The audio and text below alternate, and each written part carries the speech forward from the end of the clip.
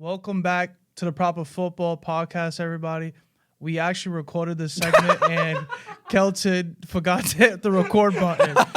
So we're doing this again. Yeah, we're doing it again. So, take two. Take two. Did you hit record this time? It's recorded. All right, cool. So, Oh, man. all right. We're going to start off with, Liverpool versus Arsenal, but we want to give thanks to everybody that been watching and keeping up and subscribing. It means a lot to us. We want to continue to grow and provide you more content. So, all right, Liverpool versus Arsenal. I had us winning. I thought Liverpool was going to win. Unfortunately, it's a 1-1 draw. How'd you make up the game? I mean, yeah, I had it as a draw before looking at it, just because two evenly matched teams, two teams right up the top. I mean, with all these different games going on, it's so tough to keep track of who's playing where. So we're going to go with the biggest game this week. But even for the players, they're playing so many games, it's hard to keep a good, consistent starting 11. What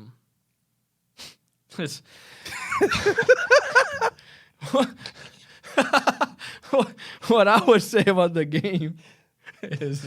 Wow. Sorry I had that outburst. I'm just laughing because this guy. Laughing is contagious. Funny's guy, yeah. Laughing is contagious.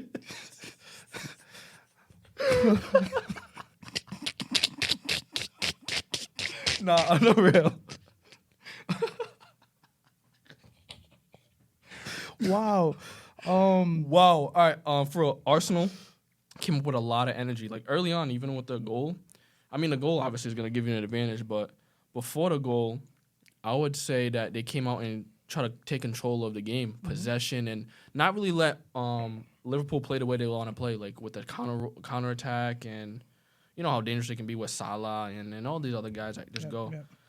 So I saw Odegaard really taking a lot of possession about that, and it just came down to a free kick with a goal from Gabriel in the fourth or fifth or early on. Yeah, it's just defensive miscommunication, I guess. Yeah, you can tell me what happened. Typical Liverpool.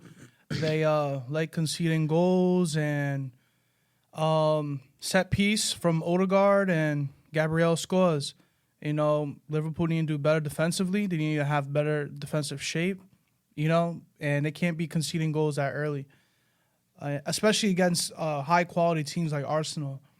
But for the most part, I'm actually kind of happy with how we played. I felt like we played better than Arsenal.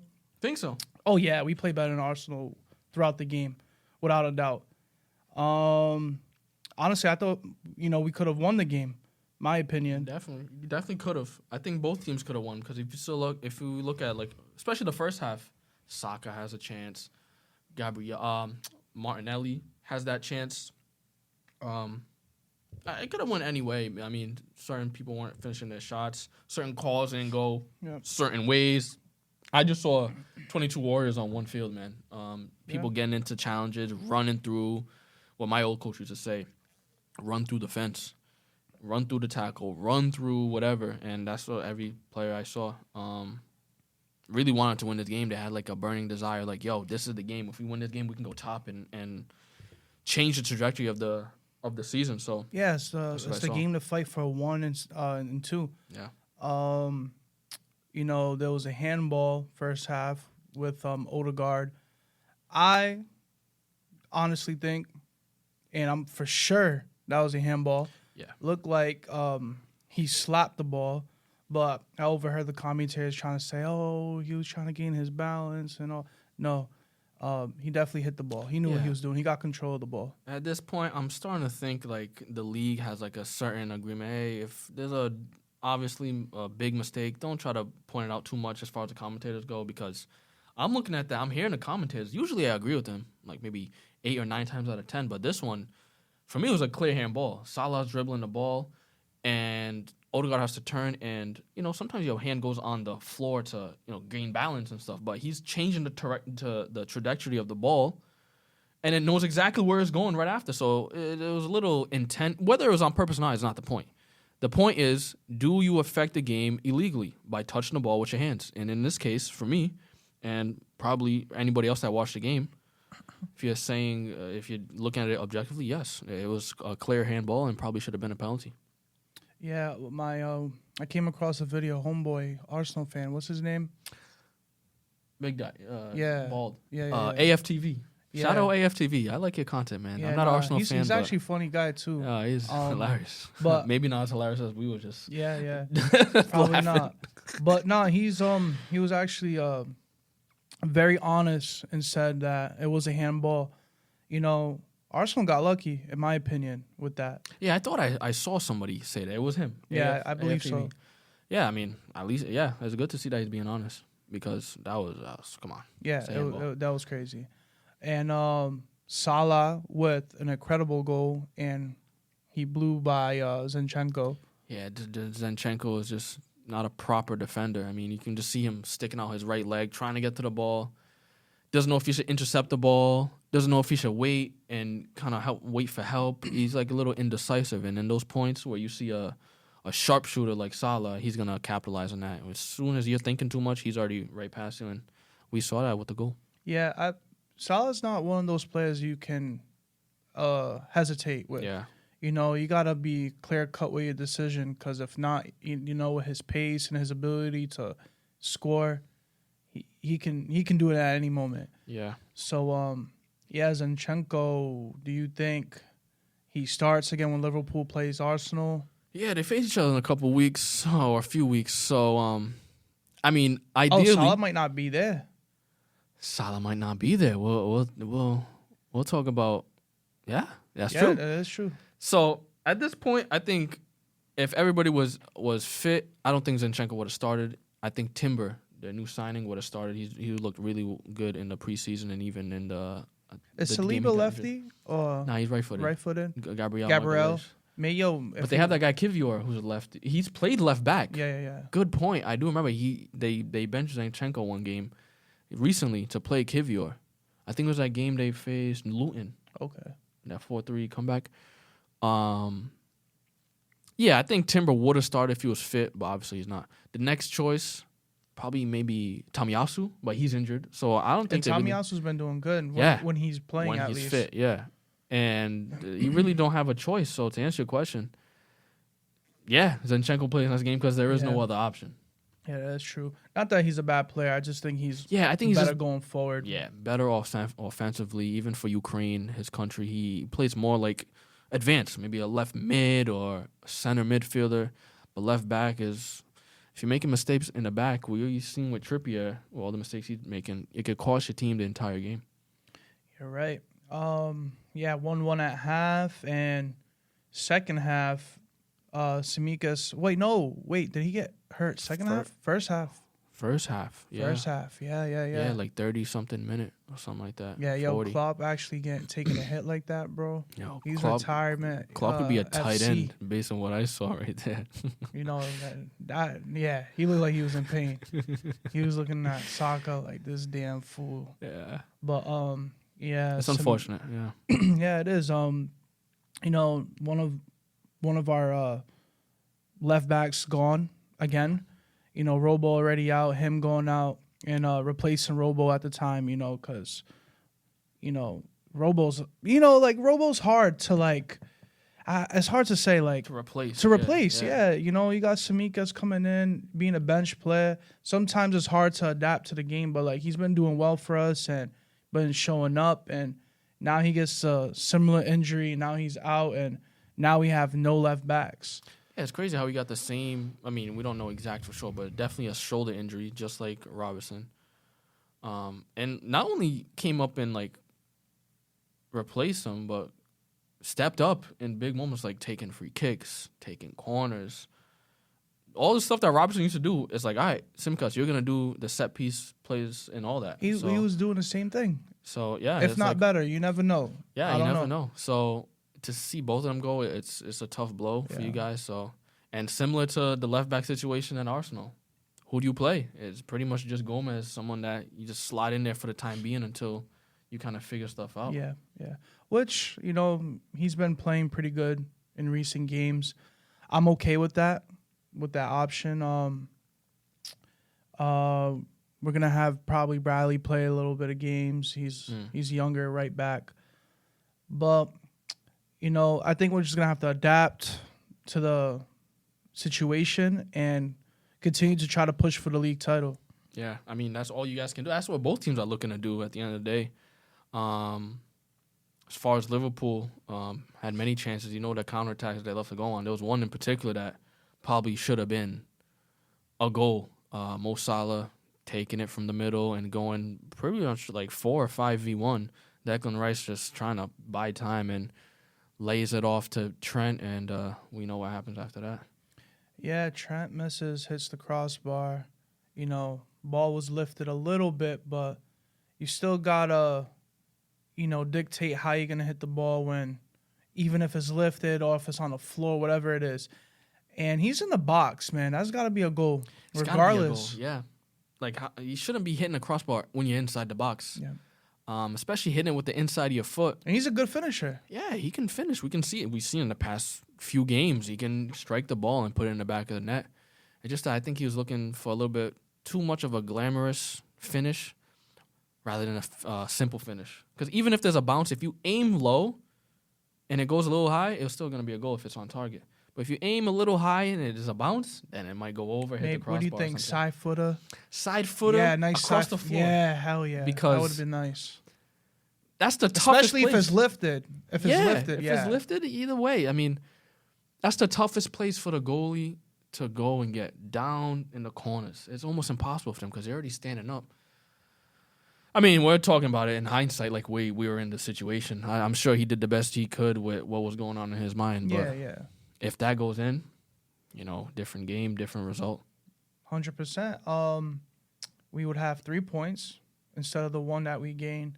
But, I'm satisfied. I'm pretty sure Klopp is happy with the team.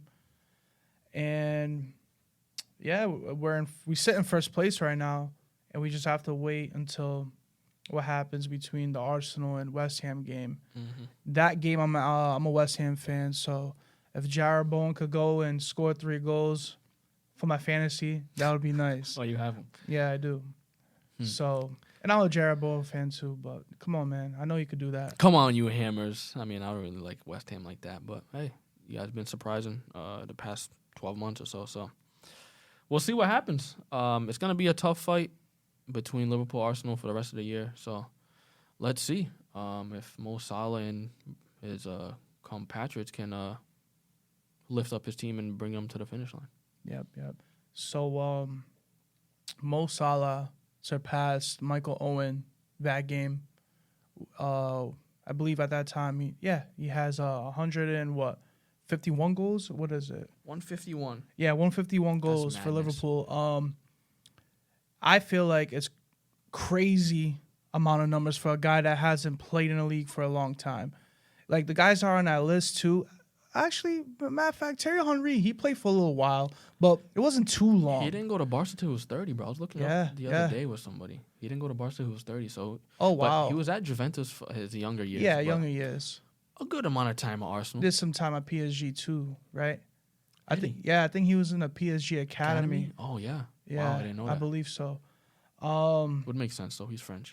So he surpasses Michael Owen. Michael Owen, Liverpool legend, Ballon d'Or winner at 22 years old, and he won a treble that year. That is, like, crazy, bro. And that's someone that played pretty much every season of his career in the Premier League except for one, right? True. Pretty much. So you have that longevity, that time to score these goals at United, big teams, Newcastle, Liverpool. You know what I'm saying? No, that's actually a good point. I didn't even think about it that way. Wow. He went to Real Madrid for one season and back to the Premier League, and he continued to score these goals. You know what I'm saying? Very fast player. Mo Salah, kind of the opposite. Went to Chelsea, didn't have a good start, didn't get the chances that maybe he wanted to get or maybe even deserved. Went to Italy for a few seasons, went to Fiorentina, went to Roma, figured his stuff out there, then came to Liverpool. Now he's been at Liverpool for 6 or 7 seasons. Now to score all these goals and be in the top 10 in Premier League history as far as goals, it's an honor, man. It's quite the achievement. There's a lot of good players on our list, like some serious names. I think one person that's in front of him that's in 9th is Jermaine Defoe. Wow, he had a long career though. He had a long career, but I never even thought like he was in that top 10 list. You know what I'm saying? Just thinking off the dome. Yeah, because Tottenham, when we was kids or growing up, Tottenham was never a big club known for anybody except for Bale, maybe. It was a good club. Like if you Good watched, club, but not the if biggest you watched, clubs. like you knew who Tottenham was. Of course, so we like, know who Tottenham is. I'm saying like the big clubs. I know what you Liverpool, mean. They're not Man like U's. the top 4 type of team. Yeah. But yeah, he had a long career too. So, Mo Salah is gonna be missed for a little while because he's gonna go to the African Cup of Nations. He's gonna go to the African Cup of Nations like 1 or 2 weeks from now. Hey, it's gonna be gone depending on how far they get in their group. Who's in their group? Cape Verde's in their group. Cabo Verde. Ghana and I think Mozambique, right? Let's see. Yes, Mozambique. Yes. So definitely. That's a hard group. It's could be you tough. You know how Cape Verde is. Sometimes we come in and sometimes we just don't got the firepower. Hopefully we got the firepower. I'm always rooting for. Yeah, I hope we do so we can have Mo Cape Salah Verde. back. That's very soon. Hey, it could be Cape Verde and Egypt that advance. You never know. But either way, it really depends on how far Egypt gets through. We know Egypt and Ghana are probably the favorites to move on. Yeah. And Egypt could get some easier draws to have them advance further and further. And, how is Liverpool going to cope without Salah? Because based on what I saw in this game and previous games, everything's running through Salah. If something doesn't come through Salah, it's a tough game. I mean, dude, he's the main guy of the team. We know this. It's a known fact. Even when we had Bobby, even when we had Mane, he's been the main guy. That's why he's still here. He will be missed, but I'm happy that Jota came back from injury and he just scored against Burnley recently. And Jota is right behind Salah when it comes to, attacking play, finishing, and all that creativity. So, if anything, I think he's going to have to go on the right side and they'll just figure out who plays central and who plays out left. Yeah, like, obviously you'd rather have Jota up top or out left, if anything, but playing him out of position might be the only option you have unless you want to bring somebody else. Like he can. I feel like he's the guy that can. He'll play center mid if you really ask the guy to. Exactly. Yeah, he's a versatile, willing player to do anything for the club. It just there's so much coming from Salah. As a Liverpool fan, you gotta hope Jota can pull something off because Darwin, I know he scored against Burnley. Doesn't look like he's the one that's gonna be creating stuff. Yeah. Luis Diaz, a little disappointing this season. Yeah, you can rely on Szoboszlai, but he's not the main goal scorer. Trent's been great, but are you gonna rely on a right back to create everything for you? Probably not. So something that definitely needs to get addressed at the training pitch because they're probably starting that now. Yeah, you have to. You got to. Hey, we know Mo is gonna be gone for at least 2 or 3 weeks, maybe even 4 or 5 weeks. Let's figure out what we're going to do, Mo. Sit out this one. We're going to train here. We're going to do this. We're going to do that. That would make sense, but... they could... Mo Salah could miss a lot of games. I'm talking about the final for the African Cup of Nations is February 11th. And they leave January 13th or 11th or something like that. And then you have... So he can miss up to the Burnley game. So he'll be back. All right, so Salah can miss Newcastle... we're going to face Arsenal again for FA Cup. As FA Cup? Yeah, so we're going to FA Cup. Look, then we're going to face Fulham, Bournemouth, Fulham again, Chelsea, and then we got Arsenal again for the league. So they're playing Arsenal twice. Matter of fact, they play Arsenal 3 times in a few weeks. That's nuts. Wow, I don't know who came up with that idea. Yeah, that's pretty bad scheduling. So the only game I'm really concerned for is the EPL one against Arsenal. Burnley, I'm not too concerned. Chelsea could go either way. Same thing with Newcastle. They could come back in a run of form. It's just but it's a good time to face Newcastle. Let's be real. They're losing against Luton Town and they're losing other games right now. So which I thought would be the opposite with all their guys coming back. I thought they would be like, all right, time to get back on. The only reason why we're losing is because we had injuries. Now they have all their guys back pretty much, and it's looking even worse, actually. Yeah. So, I don't know. It is a good time to face Newcastle, I guess you'd say. But, yeah, you really don't know. Salah's still a big impact player, best player on the team, and he's going to be missed. So that could be some points dropped if you guys aren't too careful. yeah, And that's going to be very dangerous. With Man City just won today. They look like they're back in a groove now. Yeah. Arsenal. Say, look, Look, no Haaland. When he comes back, a little he'll be bit back. of the game. Rodri looked like he was playing for Everton at that point. That first goal. Yeah, you seen it? Yeah, sorry. Yeah. So Man City's they're doing good. They're actually creeping up. If they win another game, they'll be at 40 points. So tied in second or third or something like that. Let's see standings right now. We got Liverpool in first with 42, Arsenal with 40. So if they win, they'll be at 43. And Man City, they have 18 games played. So they have a game behind. Yeah. They have a game behind. So if they win, they'll be at 40. So they'll be like 2 points behind. And who's in fourth? City. City's in fourth. Who's in third? Aston Villa. They just lost against. They'll go down. Yeah, they just lost against Man U, and they were up 2-0. That was a crazy game, bro. Yeah, wild. I watched it. Crazy game. So, Luis Suarez is going to Inter Miami. Crazy. Wild. Yeah, I mean... at his age, understandable. Yeah. But the numbers that he's been putting in Brazil, crazy. Not an easy league either. I mean, I know a lot of people don't watch the Brazilian league, but when you look at the rankings of the competitiveness in the league, they're like 5th or 6th in the world rankings. It's a physical league. Much more competitive than the Saudi Arabias and all these other leagues, I guess you can say. So, yeah, read them out, man. I know you have the numbers. I don't really know them. So, Suarez. This past season, 2022-23. In 53 comps, in all competitions, he has 26 goals and 17 assists. For a 36-year-old from Yes. Gremio. Bro, those are good numbers for anybody. The guy's 36. You know he's not going to be able to play every single game 90 minutes. Fam, if he was 25, he'd be getting a call up from Europe. Oh, yeah. Yeah. How much can we get these guys? Yeah. Trust. Benfica, Porto, Sporting will buy him for 5, 10, 15 million. Mm-hmm. Sell him off for 120. Yeah. That's what would happen, especially coming from the Brazilian league. A lot of those. Brazil. Yeah. Serious league. So he's coming to Miami. I mean, at this point, with Messi coming to Miami, anything's possible. At this point, he's literally recruiting people left and right. He's in a recruiting team. You got Busquets, you got Alba. Now Suarez. That brings us back to like the 2013, 2015 days with Barcelona. Just a crazy time to watch the ball. Just move around the pitch with those guys. I mean, Alba to Messi. Suarez, Busquets. I mean, are they going to go out and get Iniesta out of retirement? I mean, what's going on? He's officially retired? I don't know. I haven't seen him play. Is he still playing? I'm pretty sure he might still be playing, bro, because, he played in Japan for a while. Yeah, he had to. I think he did retire. I think this year was his last season. Back in like September or so. But nah.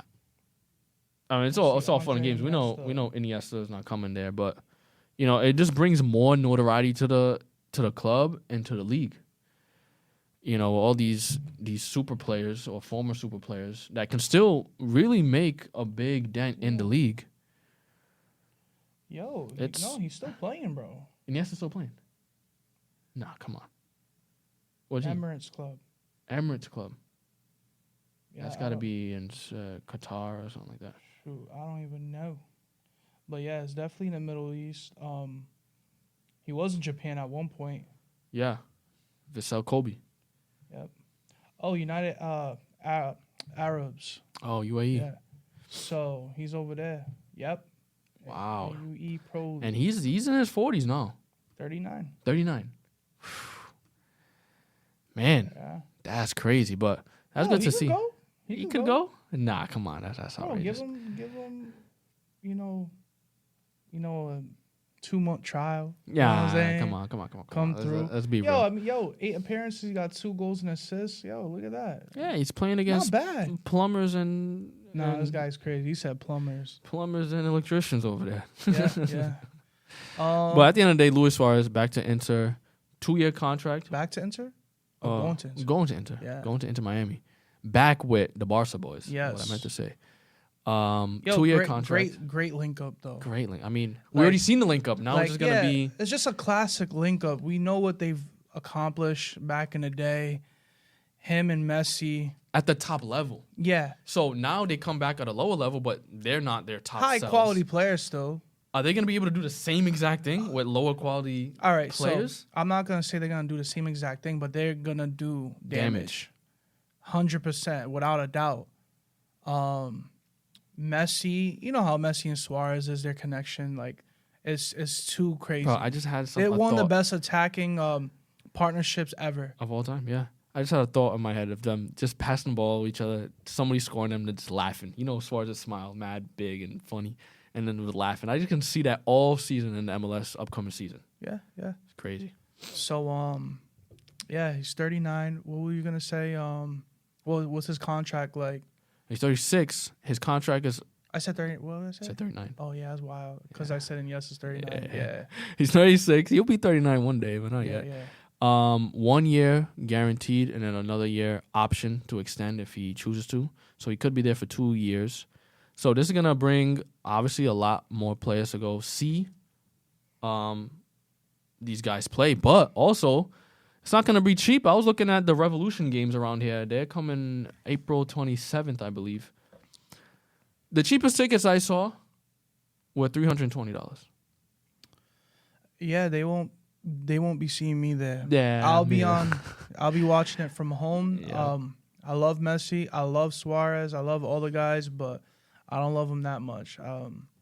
Well, I do love them that much. I just don't. Financially, it's not a good financial decision. Yeah. 320. You know? I mean, that's for I'm guessing the top seats. Imagine like a decent seat down below. It's got to be near 600, 700, 800. Yeah. Oh my gosh, that's crazy. I've never seen that. I've never seen that. And for a Revs game? I've never seen it. A Revs game, and it's probably going to be sold out at that point. It's probably the only time in history that the Revs game will be sold out. I've never seen it sold out. Yo, but they play with turf, no? Nah, they're going to have to put grass on it or something. Yeah, because there's no way you can lose on all that money. Knowing Messi, Suarez, all these guys are not going to play. They'll put grass. Because for the World Cup, they'll put grass on top of the turf or take the turf off, whatever they do. So no, that's true. They'll end up doing that, but it's looking like a super team now. I mean, I know in the NBA and even in the NFL, they do these super teams, get all the best players and put them all on one squad. Is this the route that MLS wants to go and see? Or is this just a one-off thing? I think the super team concept is an Americanized thing. You get me? Like, you know how LeBron does it. LeBron finna call everybody. Whoever wants to play LeBron, he's going to make it happen. Right. You know, so Messi going there. He could honestly have anyone go. He could have Modric go, and he's never played with him. And there's been links, too. Yeah. So. Yo, can you imagine Modric, Suarez? Oh, my gosh. Yeah, no, if they all go, you got to be honest. They're going to be they'll have the best odds to win the championship. That'll be the biggest disappointment if they don't win it. Even with the team they have now. Yeah. But now I think they're going to get it together. They're going to go far next year. Yeah. Damn, I kind of want to go to a game, bro. But 320. Yo, slap it on the black card. Yeah. You know what I'm saying? Black card, yeah. That's fine. On Kelton's finances, that's fine. Yep. Hopefully, with all the subscribers, we can afford that. We can afford that on the black card. But yeah. I don't know what to say, man. I want the game to grow here, but damn, I wish we could have got them at 29, 30 years old. Now we're getting at the tail end of their careers, and it is what it is. Yeah. But Suarez into Miami, here we go. Now off to the mid-season awards. We got, a few awards to give out. A few awards for the mid-season. These aren't final, but since we're halfway through the season, might as well give some awards and see who's been sticking out in certain areas. So the first area we'll go with is surprise player of the season. And you could have picked anybody. Not anybody, but you could have picked a few players that really were surprising. Who do you go with? I went with Dominic Solanke. Yes. He has 12 goals and assists and 18 appearances. He definitely stepped up from last year. He had double digits last year in the Premier League, but this season, I think he's been proven that he could be a good goal scorer, and they can rely on him. Not So only the good, best forward on the team. Yeah, not only good, potentially great. He could be a top 3 striker in the league. Right now, 100%. He's tied with goals with Mo Salah, and they're right behind Haaland. But Haaland has been out for a little while. Right.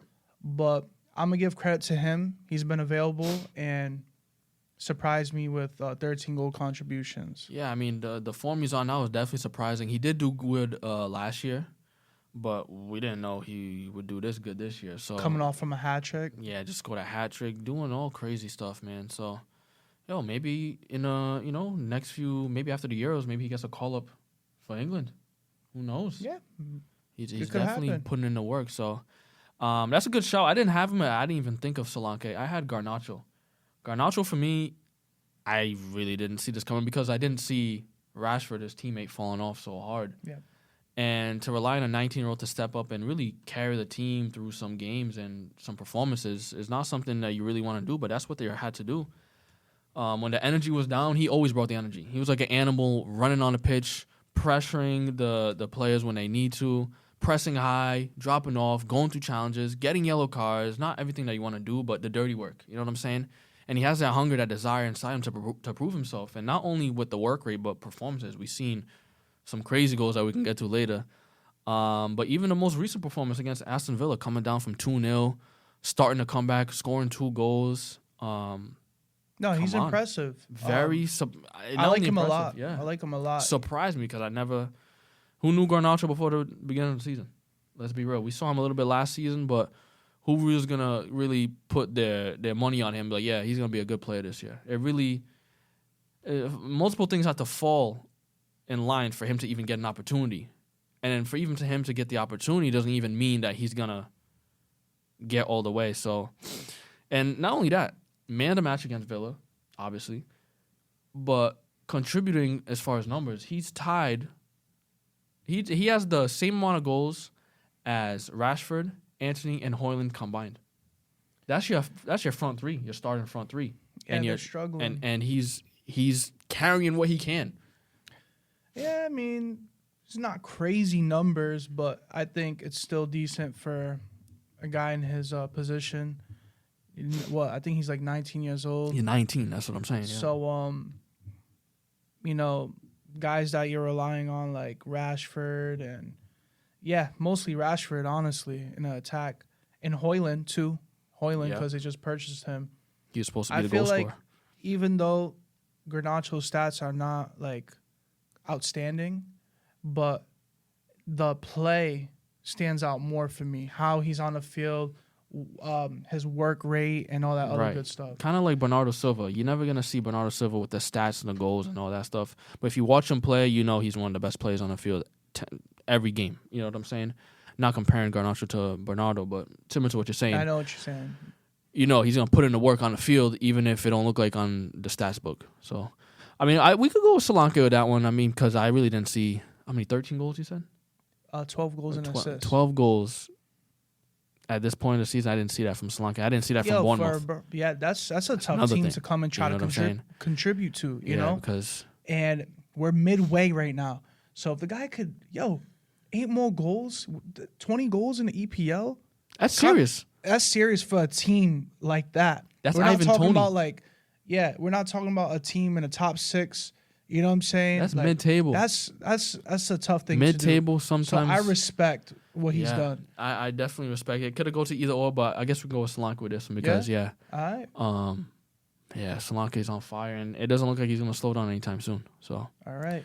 So most disappointing player, I think we might have probably the same players. Can only be one. So we might not even stand on this for too long because we spoke about him recently. I'm going with Marcus Rashford. Yeah, it's got to be him. Yeah, sad. I mean, he got an assist recently to Garnacho against Aston Villa. But that's got to come to the credit of Garnacho for lifting the team up. Yeah. Like, that's not even coming from Rashford. That's just, the fans are going crazy like we never heard them all season. Garnacho light us on fire real quick. Let's go and make this happen. Yeah. So, he got an assist. Got 2 goals for the whole season. Still disappointing for his standard. Yeah, right here we have, like you said, 2 goals and 2 assists for a guy that had 18 appearances and a guy that's 26 years old that's been in the league for a while. You know, he's not getting any younger. He's still young. Don't get me wrong, but he's getting up there in age, man. If he's 26, how long has he been in the league? I can't tell you that, but I off the top years. He's started. I'm pretty sure. At least pretty sure 5 he's or 6 26 years old. Yeah. At least 5 or 6 years then, if he's 26. Oh, no, Rashford's been here for a while. See, and that's a player that you're relying on to bring some leadership, some production to the team, and have the younger players like the look up to him, the Hannibals, the Garnachos, these Kobe Maino. They want to look to him like, yo, that's the standard that we're playing at right now. We got to meet you there. That's what we're looking for. But now you got a guy scoring 2 goals and 2 assists and 18 appearances. Now it's like, what are we really shooting for? Yeah, for a guy, for his standards, it's got to be better. I don't want to give him too many excuses. You know, United haven't been pulling through. But even if it's what we just said, even if it's not from stats, work hard. Right. Play for the team. Right. And make it up in that sense. But for me, he's been the most disappointing player. He can definitely turn it around. It's up to him. And he has another half of the season to contribute to the team. Yeah, and the good news for him is that last year we saw that after the World Cup, after the winter break, he started going crazy and scoring a tremendous amount of goals and being very pivotal. But, when he was doing that, you see how everyone from England was like, yo, this guy... best guy. Oh, just let the guy play, man. Yeah, a lot of pressure. You know, just let the guy play. Let him do his thing and let him get back to the way he plays. But off to the next award, we got Young Player of the Season. A lot of young players that's been turning up and making a difference. This one was a difficult decision for me because... So we had a cap, though. Yeah. We had a cap. Like, you're 21. It can't be older than 21 years old. No, you got to be 21 or younger, just so the audience knows who we picked and why we picked them. Who'd you pick? I was torn between Doku and Udogie, but I ended up going with Udogie. I think he's just been pivotal for the way they even play. Like, you really have to have someone that can go up and down, has a work rate. And at 20 years old, coming in here for the first time, I haven't seen someone perform at that level and look like a grown man that's been in the league for 3 or 4 years. Yeah, no, he looks like a guy that's been in the league for a while. He looks experienced, you know. He had some time in Italy, right? Yep. Yeah, Udinese. so he's Italian. Yeah. So it makes sense. But regardless, you know, first season? First season. That's a tough thing to do for a team like Tottenham. But they needed a left back too, so he went to the right team. But that's a good shout. I like Udogie. But for me, I went with Anthony Elanga. He has 4 goals and 5 assists, and he just came from United, and United's struggling right now. Yeah. So I bet they wish they had him right now. Oh yeah, they're kicking their feet right now because they sold him for $15 million. $15 million. Bargain. So, he has better stats than all the players on that team, and he's on Man U. On Man U. Yeah. And there was one assist to what's his name, the forward that got injured for Owoni. Owoni for Nottingham Forest. It was a breakaway, and he eventually passed it to him, and then Owoni scored. I don't know if you remember. I remember. It was it was off a corner, and then Elanga just ran, fam, from the middle, and then did a through ball. Yeah, no, it wasn't like a through ball. He ran, and then he passed it off the side, and Owoni It was kind of like a miss kick, but it still went in. Yeah, I think that so. One? I think I remember that one. But, yeah. Anthony Elanga, 21 years old, 9 goal contributions. I think he deserves to be there. Yeah, I mean, he deserves to be there. I mean, I think there's a lot of options. You got Doku, you got Lewis. From what's his name? From Man City. Rico Lewis. Lewis, yeah. Yo, even Lewis Miley, 17 years old from Newcastle. Yeah. I mean, I guess we can just agree to disagree. because Udogie has been magnificent for Spurs and even for Italy, his country. So that's fine. I'm going either way, you can you let us know in the comments who you think is the young player of the season, because we're obviously torn and don't know who to pick. So pick for us. Let us know in the comments. Moving on to player of the season. This is going to be the best player from pretty much August until December. And we're really looking at who is the best player, who you can undoubtedly say, yo, this guy, without him, is a different team. And I mean, I guess I can go first. For me, I picked Rodri. Every time I watch Man City play, it's a different type of team with and without him on the field. The way he possesses that ball and the way that he really controls the possession that they have, everything runs through him. Some people say Bernardo Silva, but without Rodri, there is no control of the game. You can see when he comes off the pitch, they're losing games left and right. Like when he had that 3-game suspension, it was Wolves. It was all these teams that were Newcastle. No, that's a true fact. It's a fact. I mean, I even have some stats over here. Let me see if I can read them out. Obviously, his striking has improved as well. Before I get into these stats, like he's actually scoring goals, which is crazy. And I think Man City's philosophy is defense. The best defense is attack. Have the ball so you don't have to defend. You know what I'm saying? That's why they keep so much possession. But his passing percentage is 93%. On average, he's passing the ball 106 passes per game. And of those passes, 7 of them are 108, fam? 106, my bad. 106 passes per game. Yeah. On average. That's wild. Completed passes, you know what I'm saying? And then 7 successful long balls per game. So he's all over the pitch. I don't have to go through the defensive stats because we know he's going to slide into a challenge. I think it was even against, was it Liverpool? Where he made some crazy block. I think it was last season. Even this season, getting his body in front of balls. Champions League final. Just saving them. I mean, like, going crazy. Even this year alone. The guy is incredible. With or without him, are 2 different teams. Yeah, I agree. They definitely suffer when they don't have him on the pitch. They don't have another guy that can do what he does. That's a good point. You know, when he's playing side by side with John Stones, that they look good, but without Rodri, they don't look the same at all. And you can see with the results, like you said. And you can see how teams are actually like noticing how important that 6th role is. Like you see teams paying crazy money just for that position. Declan Rice, $100+ million. Caicedo, $100+ million. Rodri, if he was to leave, $150 million for sure. You know, who's that's the next guy you don't want to lose. That's though. a guy you don't want to lose. That might not even be worth the $150. If you lose him, I don't think your whole system changes. City will be able to kick back into gear.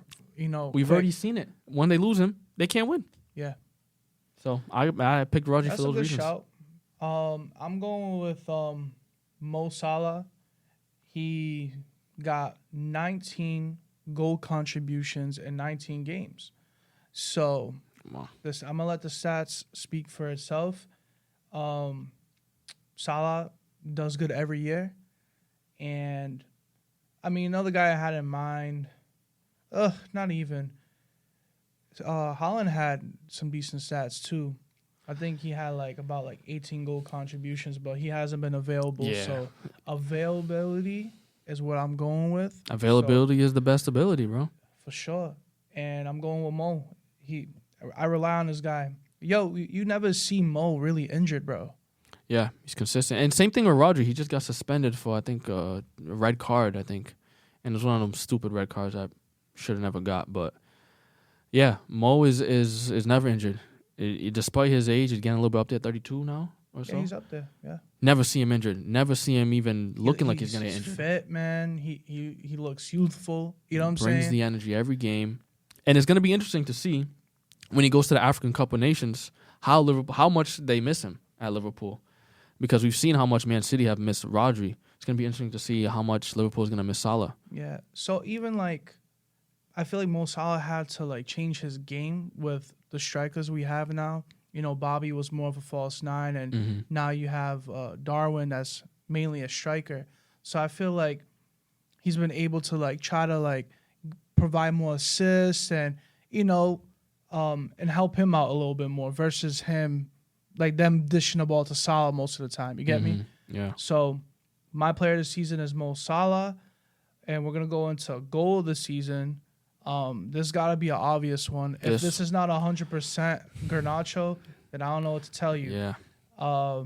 That was against Everton, right? Yeah, right in the beginning of the game, bro. Just a crazy bicycle 3 minutes kick, bro. to the game. Wild. I was watching. I said, "Wow, that's 3-0 crazy. win that game." Yeah. But after, a goal like that, if your team doesn't win the game, Yeah, imagine scoring a goal like that, and that's being the best goal you ever scored in your career, and you lose a tie, and it's a L to it. yeah, That'd be terrible, man. So congrats to Garnacho. I think the celebration could have been better. He did the C. Yeah. A lot of people, you got a lot of hate for that. It would have been better if he did the Wayne Rooney one. You know what I'm saying? Because remember Rooney's bike against Man City? Yeah, that was crazy. Yeah, Nani crossed that in. I will never forget that. That's the best bike I've ever seen. But I think for this one, he should have picked his own celebration because this is a defining moment in your career.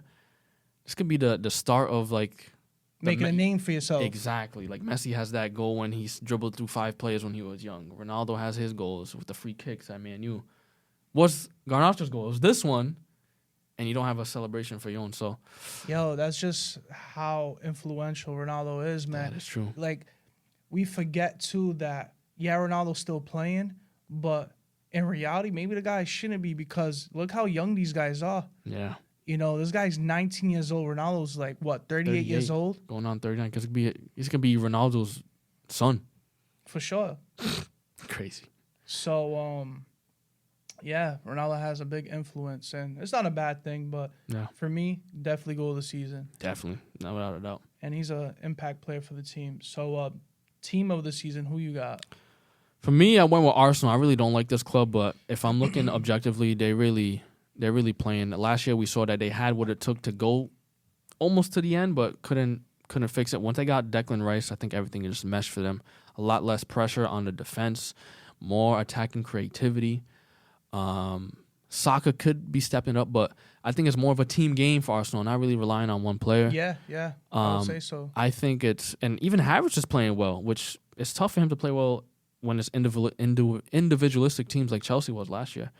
And we can see how that team is meshing. Anybody can come off the bench and they know their role. Trossard, Tomiyasu when he's fit. All these guys can come in and play and contribute to the squad in the same system that they play. So for me, and that reason, and they're really playing well, I think they're playing the best ball in the league, it's Arsenal. All right. So for me, I'm going with my team, Liverpool, for the fact that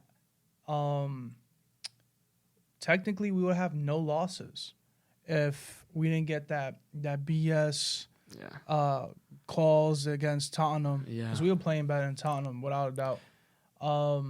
And right now we have only one loss, but everyone else has more losses. We got Arsenal with 2, we got 4 with Aston Villa, and 3 with City. What else? Wow, what a stat, bro. That's crazy. And then you got the injuries. Yeah. The injuries of Jota at one point. You have Montip that just got injured. You got, Samikas and Robinson, and it's just the McAllister. The list keeps going on. Thiago's still not back. Legit, fam. We don't have that many guys to select from. Yeah. And we've been able to adapt. We had to create a whole new midfield because we lost 2 guys to the Saudi League. You know what I'm saying? So I'm going with Liverpool. We're currently in first place. And, we're surprising a lot of people. I'm pretty sure we are. Yeah, currently in first place. I mean, obviously, Arsenal has a game in hand, but it could go either way. Arsenal, Liverpool. I think, personally, based on what I've seen, I just think Arsenal play a little bit more fluid as far as possession. Obviously, Liverpool have their style of play, which is nothing to hate on, their counterattack and, all of that. But I guess we'll find out once Arsenal plays. Whoever's at the top of the league is the team of the season. For me, Liverpool, they play better with better quality teams. And then when they play with a lower-end team, you don't really see the quality. Like the Luton Towns, United. And that's the problem. That's the problem. I mean, Arsenal, they had tough time with Luton Town too. They came back and won, but they did beat Man City this year too. So it looks like Arsenal's getting it done on both sides. Respect. So last one we have manager of the season. I actually didn't make a selection, but I'm gonna make a selection when it's my time. When I make my selection, Go ahead. I'll go first. For me, I mean, it really came down. I mean, let's go through the options. It could have been Ange. Could have been Ange Postecoglou. Could be Unai Emery. Could be Arteta. Could be Liverpool coach Klopp. Could be any of those guys. Man City and I wouldn't say Pep is a manager of the season so far because they're sitting in fourth or whatever. But for me, it had to be Unai Emery. To take a team like Aston Villa that doesn't have an identity of pressure, like a high line and forward pressure and creating chances and shooting and really a style of play where John McGinn is crossing balls in and doing certain things, you have to ingrain this to these players that don't know this style of ball. You creating something new. And for them to be gelling on all cylinders, I know they lost the other day to Man U. They were winning 2-0. That was just a mental collapse. But if you see the style of play they play, it's like, It's where did different Aston Villa come from? Yeah, You know what I'm saying? You don't know Aston Villa for been. this. Yeah, You know Liverpool and Man City for this. For them to do it with the quality of players they have, not saying they're bad quality, but compared to the upper echelon of the league as far as quality, for them to make it a team game and say, I got your back, you got my back, let's go after this thing, that's the reason why they're in third. And the biggest reason is because of Unai Emery. Yeah, without a doubt. But I feel like they definitely have a lot of options too now. They have they brought in a lot of guys recently. In the most recent years, they got a lot of defenders now. They got a big selection of midfielders and wingers. The only thing would be like forwards. They probably would need because it's only Ali for me. Yeah, Ollie Watkins is the only one there. So I don't know, man. Manager of the season is tough. I want to say Jurgen Klopp. I think he deserves a shout. Ange, given the circumstances of, not having Van de Ven and what was his name? James Madison. Christian Romero out too now for like 4 to 6 weeks. Oh, wow. Or 4 to 5 weeks. Really? Yeah, they just announced it today. Wow, that's a shame. So yeah, he's always having problems, in a center back. But the problem with him, he won't adapt, bro. Yeah. And the reason why I didn't pick him is because sometimes his style of play cost him the game. For sure, but you still gotta give him credit. Yeah, Even though if it cost him the game, he's still changing that team for the better. Losing Harry Kane and having to rely on Son a lot more. Man, this is a tough one for me. I'm in between Unai and Jurgen. Ready? Countdown. You're gonna say it. All right. 3, 2, 1. All right. So I'm gonna go Unai just cause. The right decision. No, just cause. Like you said, you gave some valid points, but it's a surprising team. You get what I'm saying? Yeah. Liverpool, we knew what Klopp can do. Klopp has been in the league for years. Unai is coming back to the league. He has to, like you said, get everybody on the same page and change their perspective on the game. I respect him as a manager. Like you said, last result, it is what it is. But most recent results, they've been able to surprise me. Yeah, man. I guess we'll give it to Unai. Let us know in the comments if you agree, disagree, or have any differing opinions based on what we said. So that's going to be it for our mid-season awards. Make sure you stick along. Like, share, and subscribe. Hit the bell notification button so that you can get notified anytime we do a video like this. And make sure you're here until the end of the season so you can see our full season awards.